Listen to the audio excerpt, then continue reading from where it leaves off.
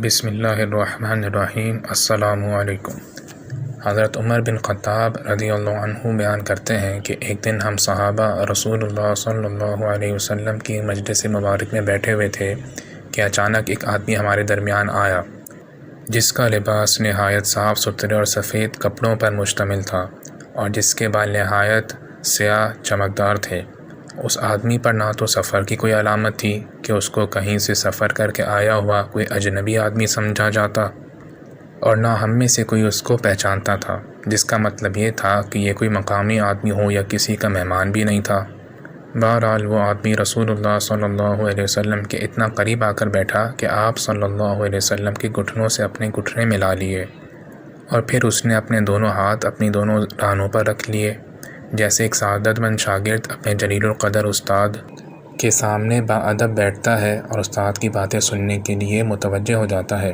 اس کے بعد اس نے عرض کیا، اے محمد صلی اللہ علیہ وسلم، مجھ کو اسلام کی حقیقت سے آگاہ فرمائیے۔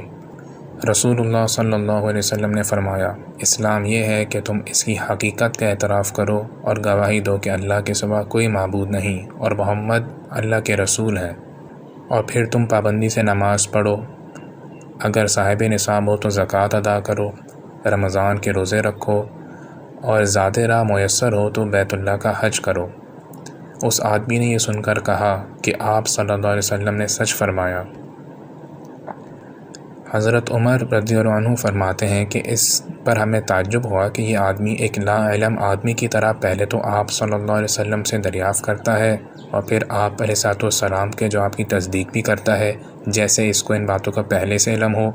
پھر وہ آدمی بولا، اے محمد، اب ایمان کی حقیقت بیان فرمائیے۔ آپ صلی اللہ علیہ وسلم نے فرمایا، ایمان یہ ہے کہ تم اللہ کو اور اس کے فرشتوں کو اور اس کی کتابوں کو اور اس کے رسولوں کو اور قیامت کے دن کو دل سے مانو، اور اس بات پر یہ یقین رکھو کہ برا بھلا جو کچھ پیش آتا ہے وہ تقدیر کے مطابق ہے۔ اس آدمی نے یہ سن کر کہا، آپ نے سچ فرمایا۔ پھر بولا، اچھا اب مجھے یہ بتائیے کہ احسان کیا ہے؟ رسول اللہ صلی اللہ علیہ وسلم نے فرمایا، احسان یہ ہے کہ تم اللہ کی عبادت اس طرح کرو کہ گویا تم اس کو دیکھ رہے ہو، اور اگر ایسا ممکن نہ ہو، یعنی اتنا حضور قلب میسر نہ ہو سکے، تو پھر یہ دھیان میں رکھو کہ وہ تمہیں دیکھ رہا ہے۔ پھر اس آدمی نے عرض کیا، قیامت کے بارے میں مجھے بتائیے کہ کب آئے گی؟ آپ صلی اللہ علیہ وسلم نے فرمایا، اس بارے میں جواب دینے والا سوال کرنے والے سے زیادہ نہیں جانتا، یعنی قیامت کے متعلق کہ کب آئے گی میرا علم تو تم سے زیادہ نہیں، جتنا تم جانتے ہو اتنا ہی مجھ کو معلوم ہے۔ اس کے بعد اس آدمی نے کہا، اچھا اس قیامت کی کچھ نشانیاں ہی مجھے بتا دیجیے۔ آپ صلی اللہ علیہ وسلم نے فرمایا، لونڈی اپنے آقا یعنی مالک کو جنے گی، اور برہنہ پاؤں اور ننگے جسم مفلس اور فقیر اور بکریاں چرانے والوں کو تم عالی شان مکانات اور عمارت بنانے میں مقابلہ کرتے ہوئے دیکھو گے۔ حضرت عمر فرماتے ہیں کہ اس کے بعد وہ آدمی چلا گیا، اور میں نے اس کے بارے میں آپ صلی اللہ علیہ وسلم سے فوراً دریافت نہیں کیا۔ پھر آپ صلی اللہ علیہ وسلم نے خود ہی مجھ سے پوچھا، عمر، جانتے ہو سوالات کرنے والا آدمی کون تھا؟ میں نے عرض کیا، اللہ اور رسول ہی بہتر جانتے ہیں۔ آپ صلی اللہ علیہ وسلم نے فرمایا، یہ جبرائیل تھے جو اس طریقے سے تم لوگوں کو تمہارا دین سکھانے آئے تھے۔